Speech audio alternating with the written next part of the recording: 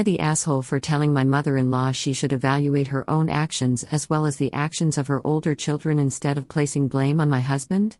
My husband is the only child my mother-in-law and father-in-law had together during their marriage, though both were previously married and had children from those marriages.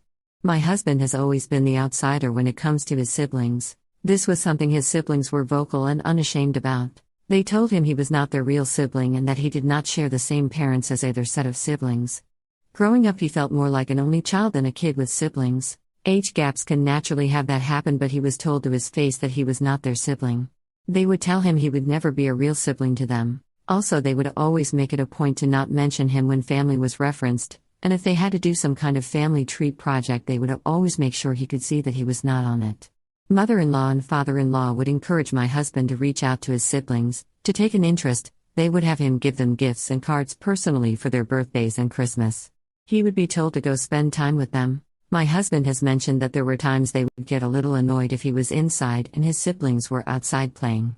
He did try talking to his parents, but they would tell him he should take an interest, etc. My husband and his siblings are now all adults. My husband is 25 and his siblings are all in their 30s. His siblings also have children. He has never met a single one of their kids. When we got engaged, they did not show up to the engagement party, so he did not invite them to the wedding. Father-in-law at this point had accepted it. But mother-in-law is still frustrated and angry every time my husband doesn't bend over backwards to make the effort with his siblings.